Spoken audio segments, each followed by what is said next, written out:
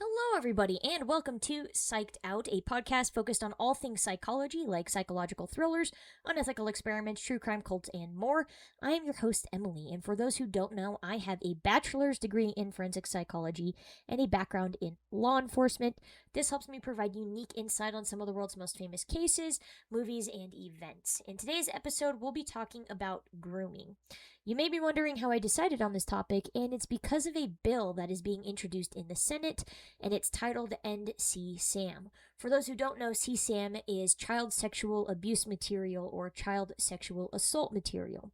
And the most effective way for this material to be obtained is through grooming. Ironically, the Senate isn't completely on board with this bill.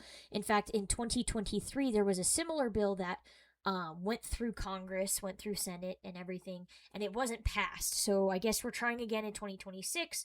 The way I see it, it's not something that we should really have to go over more than once. I think it should have passed on the first time. But in light of everything with the Epstein files, etc., I guess it's not that surprising. It's pretty apparent at this point that the government doesn't exactly have an interest in protecting children. So the best way to do that is to be educated. And that's what I'm here to do. In today's video, we're going to be talking about the pathology of groomers / child predators because there's a huge overlap there. The grooming process and its stages, adult grooming, multiple perpetrators versus single perpetrators, the prevalence of grooming and sexual abuse as a whole, as well as the impact on victims. If you want to spread this message and help people be informed, please share it with others. If you want to support my ability to make content like this in the future, this is about 15 pages of research that I've compiled. Please like, comment, and subscribe. It really, really helps. And without further ado, we're going to go ahead and jump in. We're going to start with the pathology of groomers / predators. In this first section, I'm going to examine the mind of a groomer. An important thing to note is that child predators, while lumped together as one group, are actually one of the most diverse groups of offenders. There are just about more subgroups within sexual offenders and sexual offending than just about any other crime group as a whole, including serial killers. This obviously has provided some limitation on the studies and the research being done, which have attempted to identify specific markers of child predators. Despite this, there are still a large list of indicators that can serve as red flags when it comes to predatory behavior. Some factors that contribute to the pathology of child sexual offending include, unsurprisingly, adverse developmental experiences. For instance, abusive households, being a victim of sexual assault themselves or sexual abuse, an introduction to pornography at a developmentally inappropriate age. These are all things that can contribute to somebody ending up as a sex offender, specifically a child sex offender. There's a reason that people say the abused can become the abuser. A lot of people who were sexually abused end up becoming sexual abusers. Now, it's not everybody. There are so many people who unfortunately were victimized, survived, and then turned their lives around. But again, the phrase exists for a reason, so that's why some of this is included. Additionally, some other hallmarks include deviant sexual preferences, preoccupation with sex, cognitive distortions, general antisocial behavior, self-regulation problems, social skill deficits, empathy deficits, interpersonal problems, and loneliness. Many of these are self-explanatory at face value, but I do want to note that deviant sexual preference or deviant sexual behavior does not refer to homosexuality. This was something that a lot of people get confused on, and it was something that came up in my college classes. Deviant sexual practices and behavior consist of paraphilias, things like bestiality, egregious behaviors that fall outside of the social norm. So, like, homosexuality used to be considered deviant sexual behavior, but because social norms have changed, it no longer applies. Essentially, at this point, sexual deviant behavior consists of things that are morally apprehensible across the board, like necrophilia. Nobody likes that. I mean, you could compare it to a guy named Joe who has a weird foot fetish. In reality, as long as he's not hurting anybody, nobody really cares about that. It might be a little weird, but at the end of the day, that's not necessarily deviant sexual behavior, the way that necrophilia would be or bestiality would be. Moving on, science has really tried to focus on the brain when it comes to child predators. Society has a vested interest in trying to determine if we can spot pedophilia early based on the structure of the brain. And thanks to super cool and advanced MRI technology, studies have focused on both the white and gray matter of the brain, looking for abnormalities tied directly to pedophilia. Something that I had to look into is the difference between gray and white matter. And the easiest way to explain this is that gray matter is on the brain's outer surface, the cortex, sort of like a turtle's shell. And gray matter is responsible for controlling information, processing that information, memory, and then emotions. White matter, on the other hand, lies underneath the gray matter and is deeper in the brain. This is like your axons, different neurotransmitters, and this is to transmit messages between different regions of the brain and body. This is a significantly more fragile section of the brain. It would basically be the body of the turtle in our turtle analogy. One important study actually looked at something that was called the frontal disexecutive theory, and this theory focused on damage to the gray matter of the brain, and it offers more of an explanation for the acting out of antisocial tendencies rather than for pedophilic behaviors itself. Basically, this theory indicates that most antisocial individuals have some type of abnormality to the gray matter of their brain. Remember, the gray matter of the brain is the shell. It processes information and emotions, meaning that damage to the gray matter, specifically the prefrontal cortex, can lead to improperly digesting information and includes things like large changes in mood. It's kind of similar to what can happen with CTE with football players and why sometimes they end up developing, drastic mood changes. They can get very aggressive. Sometimes they have poor impulse control. They may turn to a life of crime. I mean, that's what happened with I believe his name was Aaron Hernandez with the Patriots. So the brain is very precious, especially the gray matter. And this is what the specific theory focuses on. So essentially, having damage to this area makes somebody less empathetic, less emotionally stable, overall less capable of making good decisions due to critical thinking. They aren't necessarily able to weigh the pros and cons of a situation the way that an unaffected brain would. What this theory, along with others known as lesion models, have in common is that they propose pedophilia is linked to gray matter abnormalities. Most importantly, that these abnormalities exist in very localized areas of the brain. This does seem to have some type of credence, but there's a significant problem in this study because the gray matter of the brain influences such a wide variety of behavior that it triggers other issues such as psychopathy, sociopathy, antisocial personality disorder, etc. Basically, you can't separate whether the gray matter issues are specific to pedophilia or not because it is so deeply ingrained with just about every other antisocial behavior or mental health disorder that there is. A separate study conducted a series of MRIs which showed that pedophilic child sex offenders suffer from widespread white matter abnormalities both in the temporal and parietal lobes. This study, conducted by Cantor and Blanchard in 2012, concluded that the white matter anomalies are associated with pedophilia itself, whereas the gray matter anomalies previously referenced in other neuroimaging studies are related to just generalized offending behavior. Basically, Cantor states that yes, gray matter anomalies are present in child predators, but it's the white matter anomalies that are specific to pedophiles, while gray matter anomalies are not. To be honest, you might be kind of tired of the brain talk, but these issues with the brain actually tell us a lot about the way a predator's behavior manifests due to cognitive abnormalities. Those of us with normal brains have the appropriate information processing, emotional regulation, and wiring to look at a kid and not be attracted to them, or to look at somebody and not inherently be violent towards that person. On top of that, the average person isn't inclined to gauge in antisocial behavior due to impulsivity issues, lack of critical thinking, and overall emotional instability.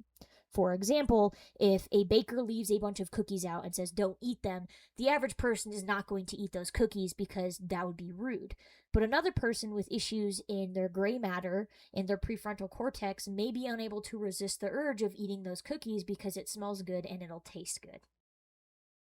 Now, what does the handy-dandy DSM have to say about pedophilia? Because it is a mental health disorder, and this is something that I have talked about previously, and I think it's important to mention, right? Because there's a stigma around everything, including pedophilia, right? Not everybody who suffers from pedophilia is a pedophile. You become a pedophile when you act on that and you start to victimize people. There are individuals who recognize that they have a disorder in their brain, who seek out treatment, and who don't victimize people. The unfortunate thing is that that population is very, very small. And I think credit should be given where credit is due, that those who recognize they have a problem and don't victimize people, that's fantastic. I would rather that be the case. Because at the end of the day, it's no different than somebody who has depression or bipolar disorder. It is a chemical imbalance in the brain, and it's an abnormality in the brain. People are born that way, they can't help it. Obviously, the problem is when you start making decisions that affect other people.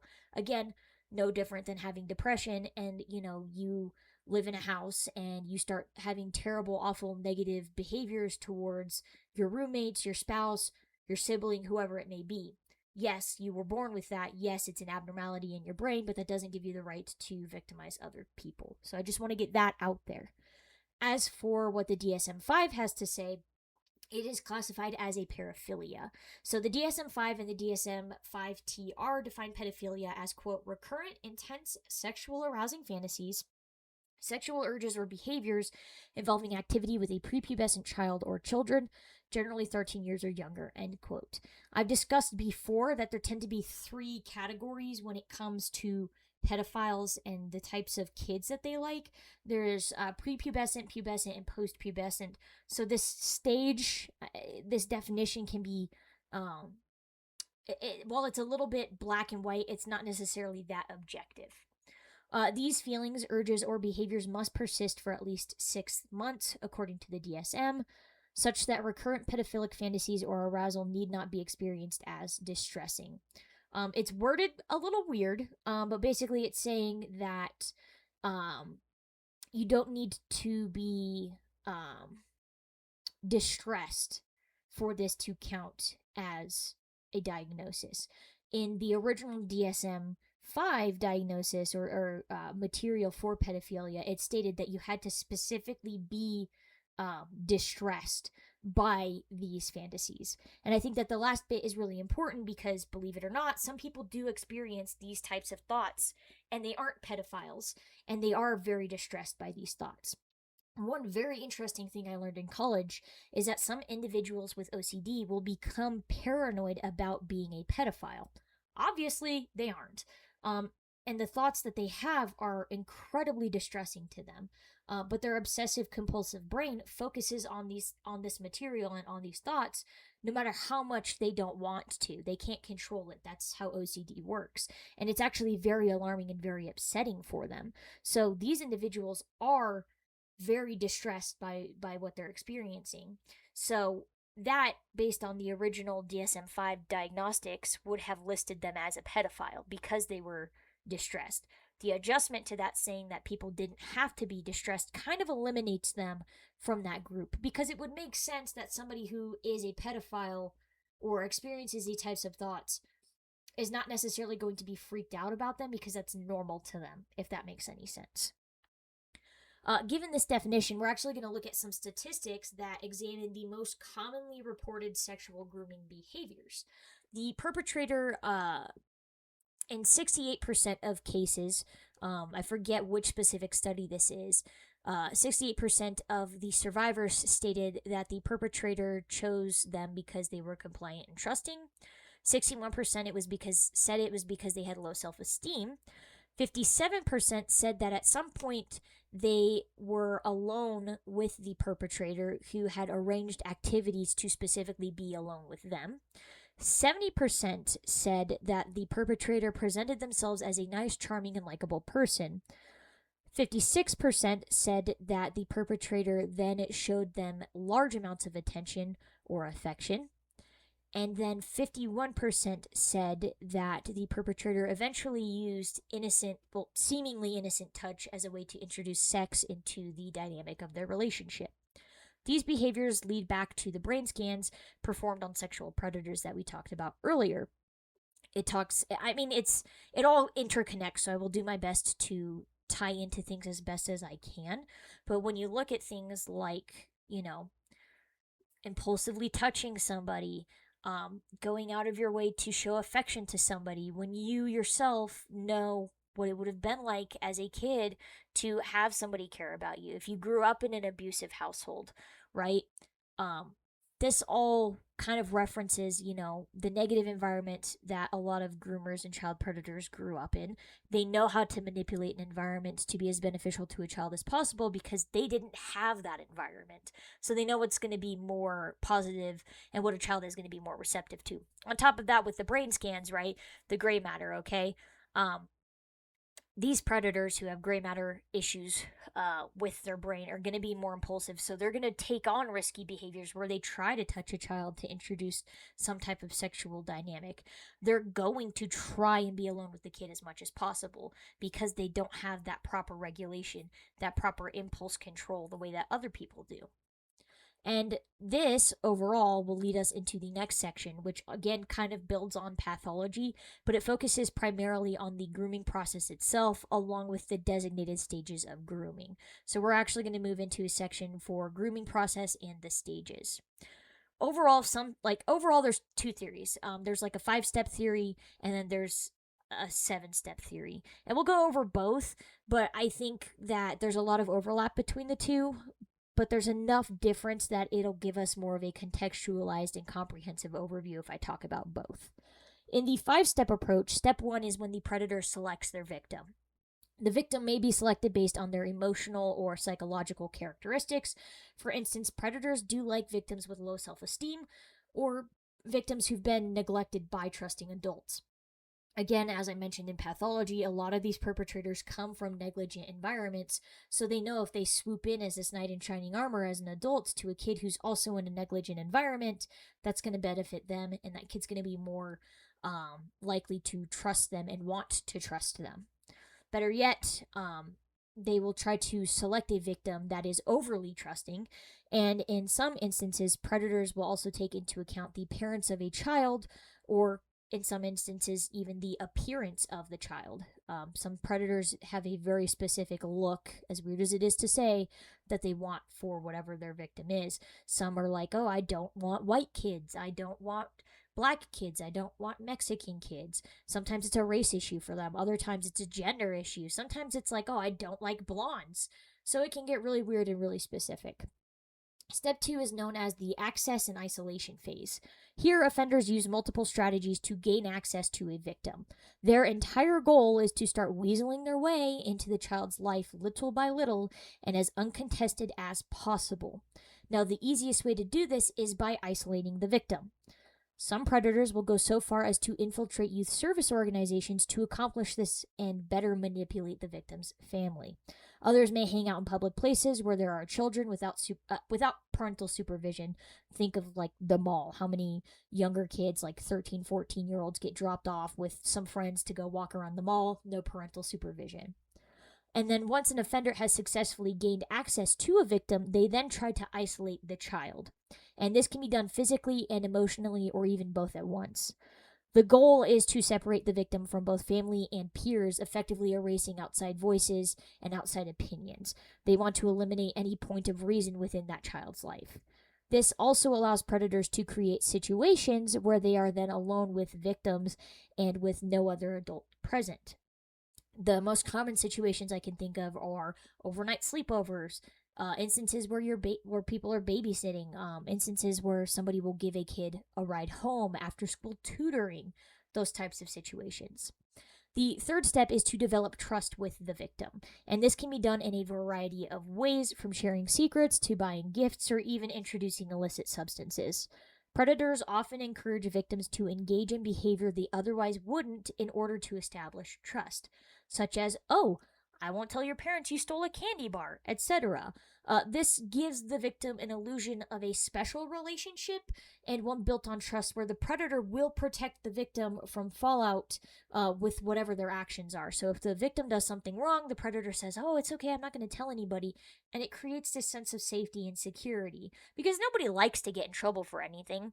And one thing that's super common with childhood development is kids start to learn how to lie, because that's just socially what people do. Once kids enter school, they start to learn how to lie, and then want to know what they can and they can't get away with. And kids learn very early on that one reason we lie is to avoid getting in trouble. So predators will prey on that instinct to lie so that they don't get in trouble, except they remove the instance where the victim has to lie. They just say, oh, well, you don't have to lie. It's just nobody will know about it. So it kind of removes that issue, that moral dilemma. It's, oh, well, this trusted adult that I have said that it's fine and I don't have to lie about it, and then it'll just be between us and nobody will actually care. Next, we have step 4, which is desensitizing the child to sexual contact / content and physical contact / content. As expected, this stage is where offenders introduce sexual conversation and touch to their victims, or even sexual topics, sexual photos, sexual images, and videos. Their objective is to use the trust they've established with the child to push boundaries and eventually make the child or victim comfortable with sex. In order to accomplish this, offenders might discuss sexualized topics such as telling inappropriate jokes or providing sexual education when it's inappropriate to do so. In other instances, offenders may have sexual conversations with their victims, such as discussing their personal sex life with their spouse in front of a victim or to a victim. Offenders will then continue and seek to invade the privacy of their victims. For instance, accidentally walking in on a kid showering, or even into the locker room or a changing room. Sometimes the offender may accidentally touch a child, like offering a hug, but their hand settles on the child's butt. Some examples of other touch desensitization include hugging and tickling, wrestling, or even massages. Finally, there's step 5, which is known as post-abuse maintenance. Once the abuse has been initiated, the offender engages in maintenance behaviors. These behaviors allow the abuse to continue in hopes that it will remain a secret, undisclosed. Offenders will encourage their victims to continue keeping secrets. In some instances, they will even go so far as to persuade the victim, the child, that the abuse they're experiencing is normal, that other kids go through this too, that nothing weird is going on. In other instances, the offender may make the child feel responsible for the abuse they've experienced. And they may make comments such as, this is your fault, or if you hadn't let me touch you, the rest of this wouldn't have happened, etc. The offender might also try telling the child that they love them, that this is appropriate and this is a romantic relationship. This can be particularly effective in instances where a child comes from a neglectful home, because a lot of kids just want to be loved. And if that comes from, a platonic or perceived platonic relationship or even a romantic relationship, it doesn't matter. They're going to seek that out. On top of that, other offenders may offer the child bribes or rewards to keep the secret.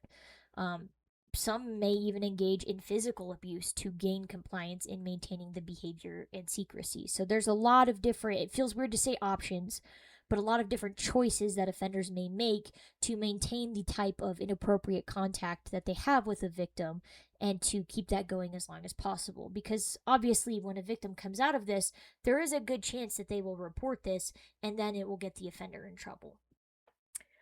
Where the type of grooming and abuse can occur. So grooming may take place in a lot of different settings. It can be in person, it could even be online, it can be in schools, sport programs, churches, and basically any other institutional setting that you can think of. After school tutoring programs, swim club. Honestly, there's so many options. If there's a will, there's a way, basically. In situations where the offender is known to the child and family, the offender may actually seek to groom the child's family. And the best example I can think of is a documentary that was on Netflix. I don't know if it's still on there, but I remember the title being Abducted in Plain Sight.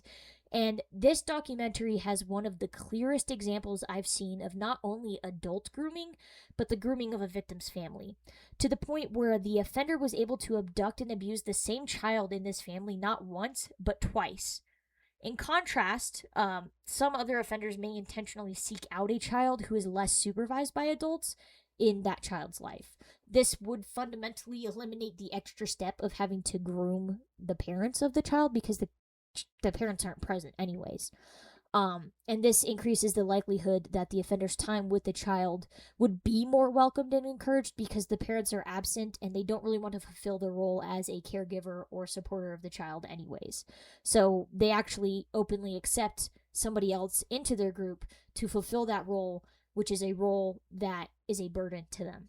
And if that's the case, maybe you just don't have kids, but what do I know? So, just some bullet points for the reason an offender grooms their victims. Number one, to manipulate the perceptions of other adults around the child and the perception of the child. To manipulate the child into becoming a cooperating participant in the abuse, which fundamentally reduces the likelihood of a disclosure and increases the likelihood that the child will actually return to the offender without issue or apprehension. To reduce the likelihood of the child being believed if they do disclose this information. Basically, this is a result of grooming the parent's perception early on if the parents are present in the child's life, because then the parents will choose the offender over their own child. Think, a kid says, oh, well, so and so touched me. Well, the parents who allegedly know the offender will be like, oh, well, you're making stuff up, you're being dramatic. And then obviously to reduce the likelihood that the abuse is ever detected. Now, here are some warning signs that grooming may be taking place in a child's life. An adult who seems overly interested in a child, the child's emotions, and the child's daily activities or home life. An adult who frequently initiates or creates opportunities to be alone with a child or multiple children. For instance, offering to always give a child a ride home when there's not really a reason to do so.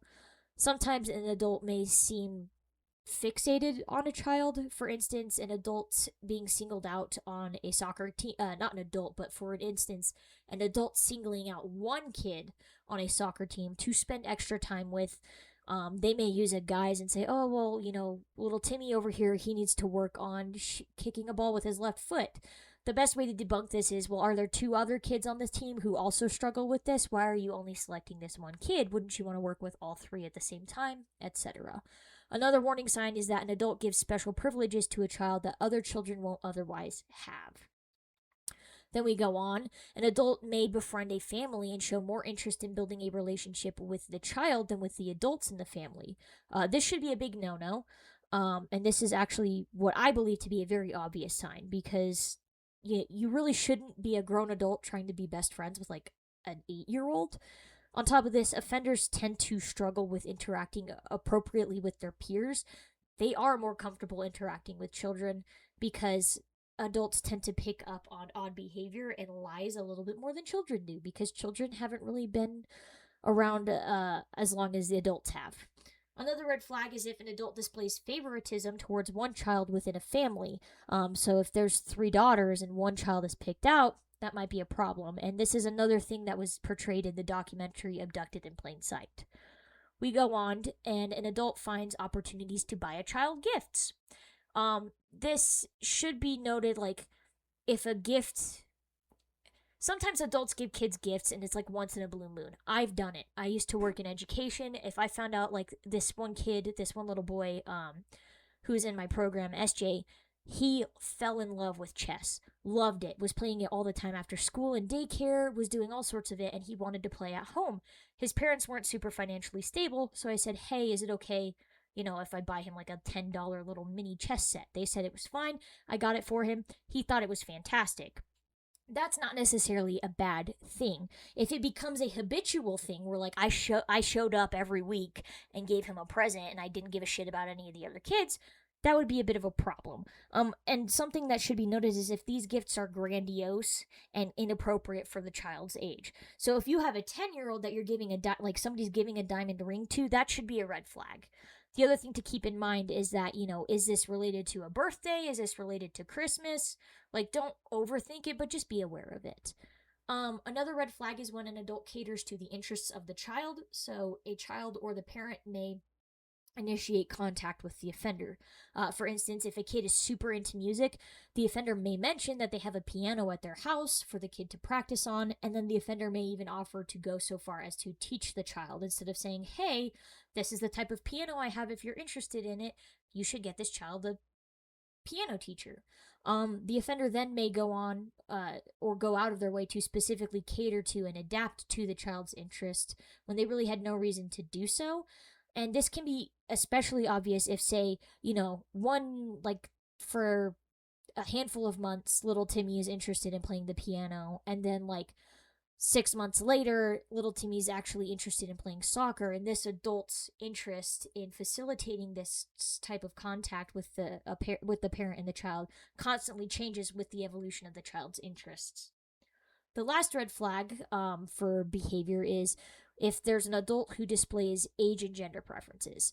It feels weird to say that because that should be an obvious red flag, but this can be subtle at times. In some instances, it can be really offhanded comments that are in a setting where you go, okay, well, that's not entirely inappropriate, but if it gives you pause and it makes you think, there's probably a reason for that. We're very perceptive as humans.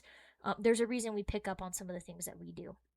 Now, this isn't an all-inclusive list, but it does contain a lot of typical behaviors for child predators who groom their victims. And other behaviors predators may use during the grooming process are activities that can be sexually arousing to adults who have a sexual interest in children. These are behaviors that won't be inherently sexual to the child, because we have to remember that kids aren't inherently sexual beings. Kids don't automatically know what sex is. Somebody has to teach them, or they have to be exposed to it somehow. So some of these behaviors that would be activities which could be arousing to adults that are attracted to children are bathing a child, walking in on a child changing, deliberately walking in on a child toileting, asking a child to watch the adult toilet, tickling and, quote, accidentally touching genitalia, activities that involve removing clothes, such as massages or swimming, wrestling in underwear, playing games that include touching genitalia, for example, playing doctor, I know when I was little, my sisters would have our stuffed animals give birth, which is normal developmental stuff for kids. But it would be really weird if a grown man laid down and tried to play that with kids, right? I think we could all agree on that. So that kind of example. Telling a child sexually explicit jokes, teasing a child about breast and genital development, discussing sexually explicit information under the guise of education, showing the child sexually explicit images, or taking pictures of children in underwear, bathing suits, dancewear, etc. These should all be very concerning behaviors, especially if they happen more than once, and especially if it's with someone outside of the family. Granted, sexual abuse and grooming does occur within families, but I'd say these behaviors have absolutely no excuse to exist with anyone that is not in the child's immediate family. So, it may be played off a little bit depending on the situation if it's an uncle. Obviously, some of these are still so weird that I'd be really creeped out if it was an uncle, but it would be even weirder if it was a stranger being invited into the house, is essentially what I'm saying. So that's kind of the 5-step approach. Now we're going to talk about the 7-step approach, and we can look to someone named Cinnamon, spelled with an S instead of a C, so that's kind of cool. And they created the 7-step approach, in which you'll see a lot of overlap with the 5-step approach. I actually ended up cutting out a majority of the overlap because I just didn't want to be super redundant. But Cinnamon lists the first step, which is target selection, where the predator starts with vulnerability cues. The easiest way to spot vulnerability is with body language. One thing people don't tend to realize is that a vast majority of human communication comes from body language. Sometimes a person's intentions can be made completely clear without them ever having to speak. On top of body language, Cinnamon proposed that the setting also contributes to vulnerability. Often, perpetrators establish themselves in environments in which they are perceived as respectable and trustworthy, as mentioned earlier, schools, pediatric places, churches, etc. And due to the authority and trust bestowed on these professionals, it makes it easier for them to move past the child's boundaries. Parents say all the time, listen to your teachers, your coaches, your pastors, listen to your doctor. Parents tend to make these blanket statements and they don't really add conditional statements that follow it up, such as, if your doctor does this, if your coach does this, you don't have to listen to them. Children are very literal. They are just learning how to navigate the world as well as social interactions. And so if you say, hey, always listen to so-and-so, oftentimes these statements will be a blanket condition for how children interact with trusted adults. These offenders know this and will consequently weaponize their authority. And then once vulnerability is assessed and a victim selected, we move into step 2, which is that of the grooming process. Cinnamon states that once the predator has this information, they will exploit the target's vulnerabilities by helping the target with their needs. During this stage, the abuser will begin to position themselves in the target's family and friend group to observe their support system. Observing their support system can help the offender better navigate past whatever safeguards may be protecting the child, and they can learn what to do or say to gain parental trust. Again, think of somebody grooming the family. The reason offenders target family members as well and seek to groom the family as a whole is that if the victim attempts to set boundaries or resists the abuser's efforts, the target's network will side with the predator and then blame the target. That was something that I mentioned earlier. This manifests as parents saying their kid is overreacting or being dramatic or stating that so-and-so would never do that. And this consequently ruins whatever trust and channel of communication existed between the child and their parents, which is really, really sad when you think about it. On top of this, the offender may assist with the target's physical, emotional, financial, or spiritual needs, again earning the trust of the family as a whole. Depending on the family structure, some friends and family members will feel relieved when they are no longer required to provide such support to the victim, as I mentioned earlier. If you've kept up on my Epstein videos, you'll know that Epstein was a master of this tactic. He provided money for kids to go to school, he provided drugs, he provided cars, etc., because he and Ghislaine Maxwell specifically asked their victims what their home life was like, what their financial state was like, were they addicted to things? And once they learned all of this, they weaponized the hell out of it. And then if they learned that kids were with, dysfunctional family structures, they weaponized that as well. At this point, I'm going to kind of skip past everything onto the 6th of Cinnamon's 7 stages. Again, there was a lot of overlap, so I'm kind of cutting that out. So in the 6th step, the perpetrator will use routine or romantic context to try and coerce a victim into sexual contact. For instance, if the offender frequently hugs a child and touches their bottom, the child will no longer register the touch as inappropriate, whereas the first time or two it might be a little bit jarring. The abuser can then manipulate the victim by making them believe that they are doing random and fun things in order to initiate sexual contact with them. Think of an offender taking a child rock climbing. They always put the harness on the child, and then this time the offender adjusts the straps in a way to touch the child's genitals over their clothes. Eventually, this behavior will escalate to sexual contact without clothing. And if it keeps happening, it becomes normal over time. Eventually, this will escalate to sexual contact, period. And in time, the perpetrator's behavior convinces the victim that sexual contact is mutual and overall rather innocent between them. And this leads to the final stage, controlling the target. In step 7, the goal is to maintain the exploitative relationship as mentioned earlier. Because why else would you ever go through the process of grooming somebody if you weren't going to try and intend to keep the relationship going? So at this point, the predator will apply sexual coercion and exercise coercive control over the victim and their environment. And this can be done in a plethora of ways, some of which I mentioned earlier, such as employing secrecy, guilt, blame, threats, bribery, and promises of a reward. A combination of these behaviors may be used depending on the victim and the victim's needs. For instance, if a victim is in financial straits, the offender may resort to money as a means of control. Overall, it's important to remember that grooming is subject to socio-environmental forces such as power dynamics, specifically within rigid power structures. These structures can be found in religious institutions, sports, academia, the military, and paramilitary organizations, like ROTC or junior ROTC.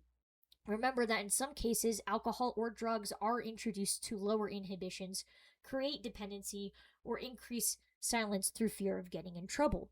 Once a child is addicted to substances, they may become reliant on the offender to satiate their addiction. The cost of feeding that addiction may be sexual assault.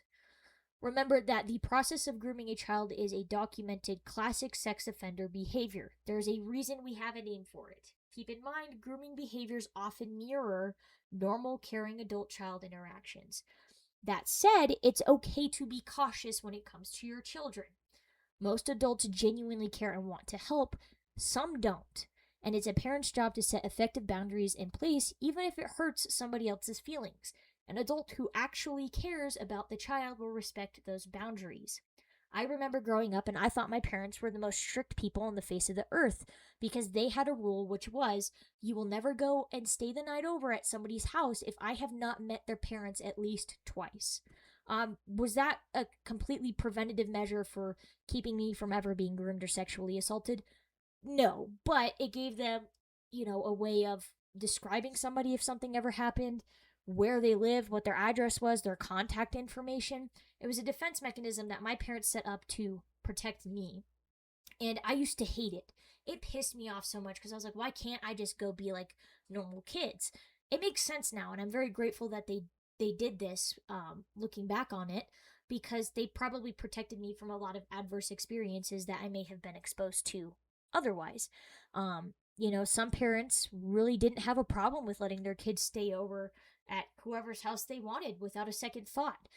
In today's day and age, that actually is quite scary. So it's okay to set boundaries. You may feel like a total jerk. Your child may absolutely hate you, but you're protecting them. And when they're an adult, if you can sit down and explain to them why you did what you did, they will understand.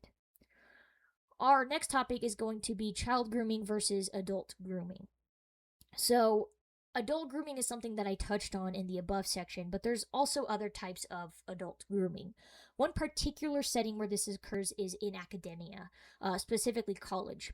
A specific example that I saw in a study was a student who found themselves as the favorite of a professor. And the professor then attempted to engage in a relationship with this individual after playing favorites and grooming them for a while. The professor then weaponized their control over the student's grades and academic success in order to gain compliance from the victim. This is just one example of many possibilities, and I think it's important to realize that grooming is still very prevalent in adult lives, but it's much more coercive in nature and tends to cut out the grooming of a victim's family. On top of that, adult grooming victims face a massive battle when it comes to proving they were groomed in the first place. Outsiders tend to blame the victim for not noticing the signs. But part of the reason adults don't notice the signs is because there's this misconception that grooming only happens to children. Another setting that adult grooming takes place is in psych hospitals, correction centers, or even adult care facilities. Institutions where power dynamics, access to basic care, and access to basic freedoms are dependent on other people, or where people are dependent on others for basic care. People may weaponize these dependencies to engage in sexual relationships with the victims. It's important to note that adult victims are more likely to feel embarrassed or ashamed about their experiences once they realize they've been groomed and once they realize what happened. Like outsiders, victims often feel like they should have recognized the signs. And it's important to remember that sometimes the signs aren't always obvious until after the fact. Groomers are very good at what they do, especially if they've tried it a time or two before. This goes with child grooming. Additionally, adults may be less likely than children to tell somebody about their experience. This stems from feelings of guilt, fear, shame, and the idea of not being believed. And it doesn't help that society doesn't recognize adult grooming the way that it does child grooming. So please take note that age doesn't always negate the potential of being a grooming victim. Setting, mental health, access to basic human needs, and access to help are all major points of concern when it comes to grooming. If it feels like someone is attempting to weaponize a setting, their power, etc., they probably are. So take note of it and use the knowledge in this video to your advantage. And if you have family members who are adults with intellectual delays and adult care facilities in detention centers in college and psych institutions, etc., pay attention to the way they describe their relationships, the way they describe their caregivers, their professors, how they talk about the events of their day. You may actually be able to spot red flags way sooner than they ever will.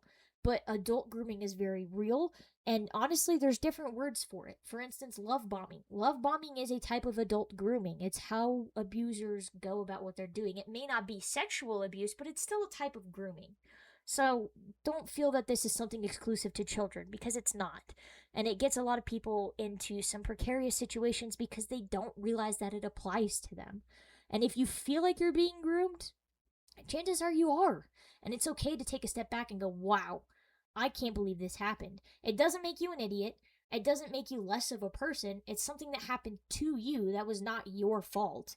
It was a set of circumstances that this other person weaponized against you, and it's okay to cut ties with that individual. And hell, it's a lot easier to do that as an adult than it is as a kid.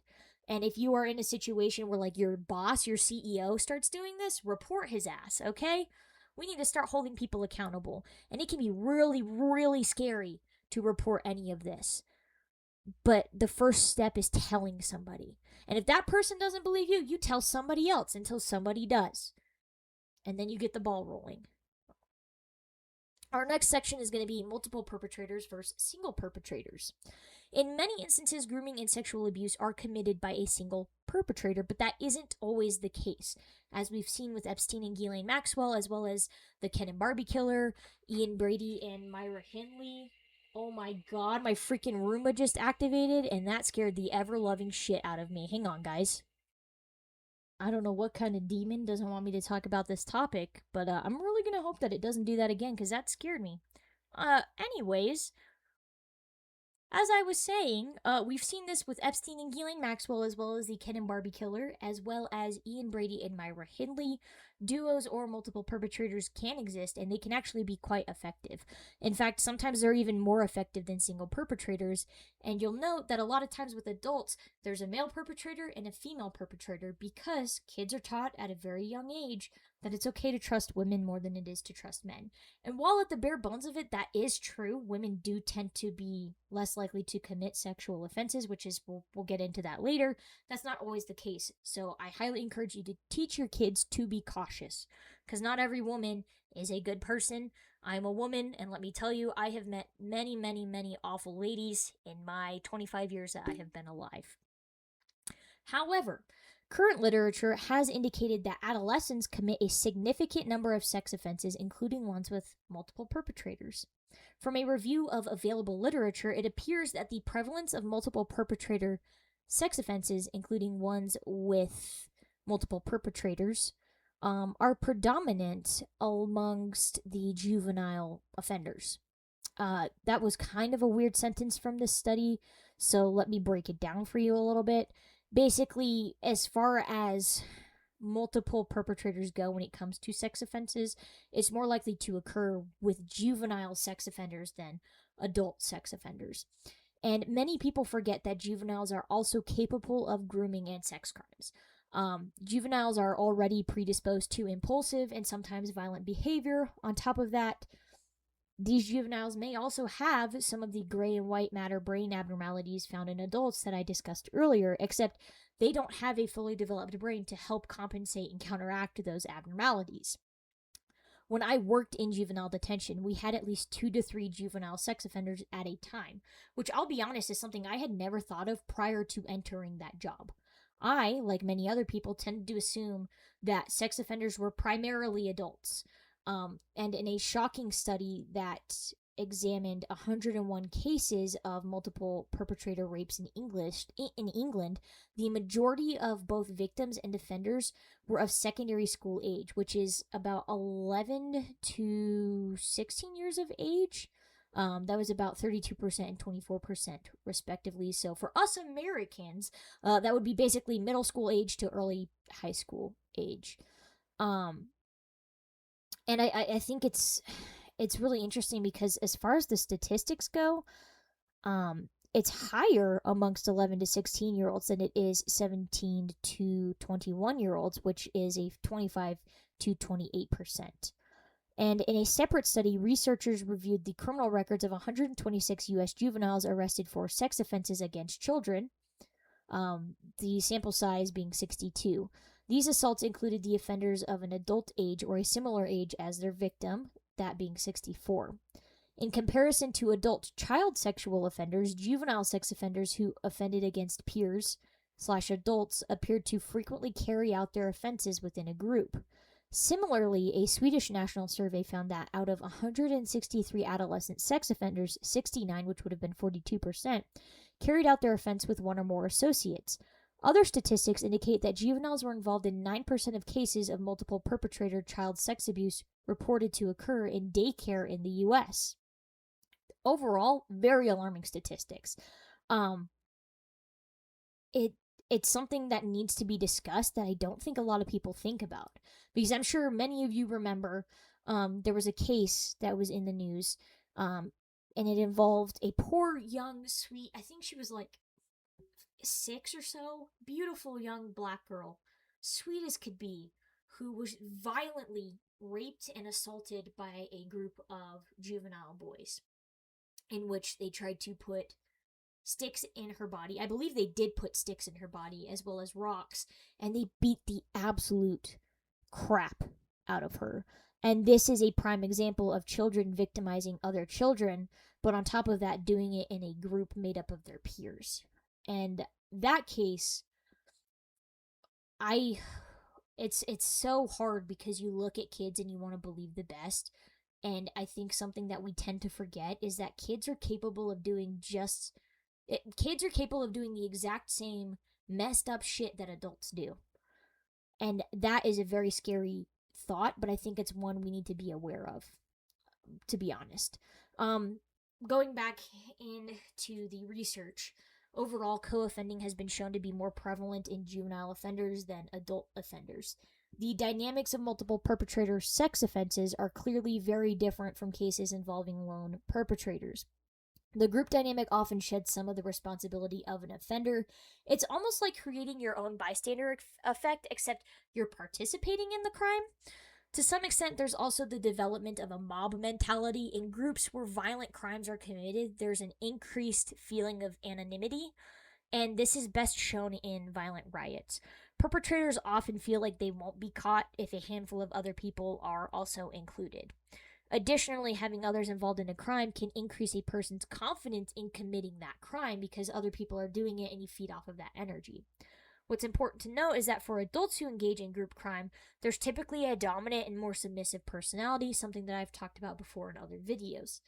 This is because social structures are already enforced and adults have navigated social concepts that juveniles otherwise haven't been exposed to. So this means the juveniles may struggle to find their place within the group and either react more and they may react more violently to try and assert themselves within that group. Now, Zimbardo, yes, the Zimbardo who made the Stanford prison experiment, is quoted as saying, quote, "You are not the same person working alone as you are in a group," end quote. If you've listened to my podcast episode on the Stanford prison experiment, because this was before I did YouTube, you would know that I think Zimbardo is a joke of a psychologist and scientist. However, he does make a valid point with the statement that is backed up by additional research. Other factors to consider when multiple offenders operate within a group is how others are inducted into the abuse, how roles within the abuse are allocated, and how to maintain secrecy within the group. This is easier to accomplish with adults than it is with juveniles, which is why Epstein and his co-conspirators lasted as long as they did without being caught, on top of the money, and why juveniles are much easier to identify in these types of crimes. Now, why I included this section is to caution people because, again, it may not always be one person victimizing a child, and it may not always be an adult. It could be one person, two people, even more. And on top of that, like I said, the offender may actually be a child. So it's important to challenge long-held belief systems and stereotypes surrounding grooming and sexual abuse so that we can shrink victim pools. Because again, it's not something that I really thought about until I was specifically exposed to it, because nobody had ever brought it up to me before. It was always, well, this is what adults do. Nobody ever told me this is what, like, 10-year-olds can do. And they have. Is it super, super common? No, but the fact that we're able to pull statistics because sample sizes are large enough is a little bit scary. And I think it's important to remember that the same rules apply to juvenile offenders when it comes to grooming. They just operate in a less sophisticated or mature manner. They have less access to grooming tactics that adults do, so it may not be that a juvenile offender is driving their victim to soccer practice. It may be that they offer to walk their victim to soccer practice. They may take on a mentorship role as well. They may even try to insert themselves into a sibling-like role instead of like a guardianship role. And they may appear to be very caring. The same dynamics and tactics are absolutely available to juvenile offenders. It's just skewed to be more applicable to their age range than it would be in adults. And in the world of crime, whatever an adult can do, as I mentioned, a child can do too. So just keep that in mind. This isn't to make you paranoid and think that every friend your child has is going to groom them and sexually abuse them. But again, it's important to know, and it kind of challenges this long held notion and belief about grooming and sex offending. Next, we're going to move into the prevalence of grooming and sex abuse. The main question being, how much of an issue is this? And I was always of the opinion that it was a decent sized number, maybe 10% at the most. But previous research has indicated that about 10% to 30% of women and 5% to 15% of men were sexually abused as children. So this isn't even talking about adults being abused. And these numbers, like I said, were kind of along the lines of what I expected, but I expected the upper range to be like 10%, not 15 to 30%. So that was kind of eye-opening. And this is also when you consider the faults in collecting these types of statistics. For example, boys and men are so okay. Boys and men are less likely to report being victimized, and this is 100% due to culture and social norms surrounding men and boys who have been sexually abused. Unfortunately, men and boys have a mindset, and this isn't all of them, but there are some that very much do have a mindset that they can't actually be victims because they're a player or they go after cougars. This isn't always the case, like I said, but it is a prevalent enough mindset that, like, I actually saw it firsthand, and I was baffled. I had a juvenile I worked with who was 15, and he had mentioned to me at one point that he had a sexual relationship with a 23-year-old woman, and that she was his girlfriend. And he actually had her name tattooed on him. And I tried to tell him, dude, that's not okay. That makes you a victim. Like, that is a child predator. And he would not have it. He considered himself a player, 100%. He thought it made him cool, and he thought it gave him street credit. And I had never seen that mentality on full display before, and it was actually shocking, because no matter how hard I tried to tell him, like, if you want to talk about it, I'm here, etc., he didn't care. He really thought that it made him cool. It made him an adult. In other instances, men and boys may not report this because they feel like nobody's going to believe them even if they do report it. And to be honest, that's true. And it's very, very sad. It is very, very, very sad. On top of that, other statistics are skewed, where both boys and girls might be too young at the time of being victimized to even realize what happened to them. Unfortunately, there are people out there that will victimize actual babies, and they're never going to be able to retain that information, and they may grow up and nobody may know that it ever happened. On top of that, women don't always report when they've been groomed, when they've been abused. So these numbers are likely much higher than the numbers that I gave you originally. And just as surprising as the statistic above, a review of global statistics regarding sexual assault yielded that the percentage of sexual abuse victims, both child and adult, was as high as 60% in some countries, which is astronomical. And the fact that that number is as high as it is, given the issues with stat gathering that I literally just talked about, is incredibly concerning. Another point of concern is that nationwide population level studies report only 1/4 of sexual offenses were committed by strangers. Other studies back this up, revealing that current evidence indicates that the majority of victims are sexually assaulted by somebody they know. Think of, relatives, family, friends, people that you go to church with all the time. And in one study, it cited, that I'll cite below, they determined that a non-stranger victim was associated with more violent sexual assault. Essentially, the violence of an assault was exponentially higher when the offender knew the victim. And this isn't too surprising, as the emotions behind the assault are far more intense. If you've been around true crime content for a long time, you know that personal crimes are often way more violent. Supporting the statistic, there was another study that discusses about 90% of the victims who experienced the most serious and violent sexual offenses also knew the perpetrator. As for multiple perpetrator statistics, it was learned that the proportion of offenses in which a co-offender was present was 3 to 11% of all available cases in a study that I will link down below. I will link all of my major sources in the description if you guys want to go look at them as well.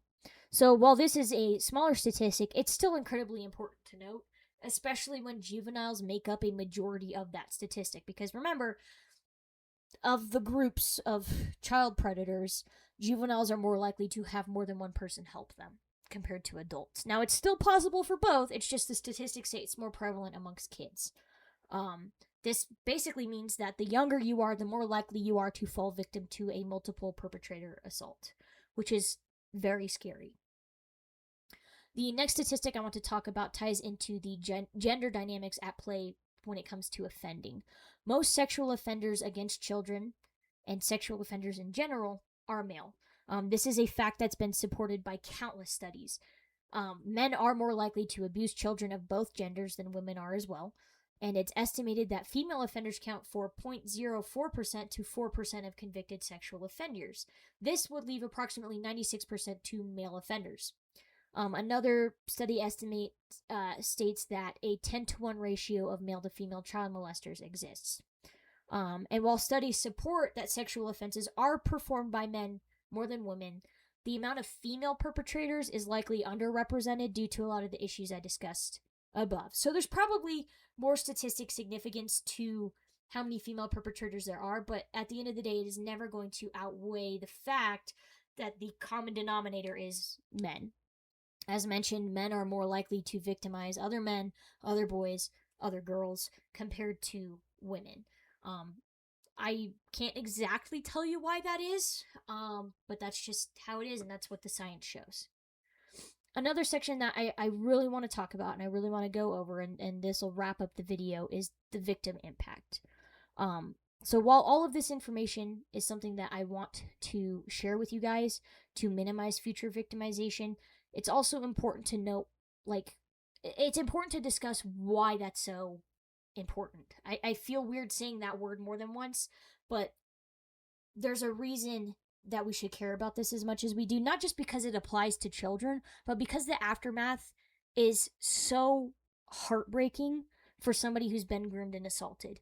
And the aftermath is ugly. It's so heartbreaking because victims are left feeling broken, betrayed, and they're essentially they are expected to move on and adapt back into society as quickly as possible, as if nothing happened.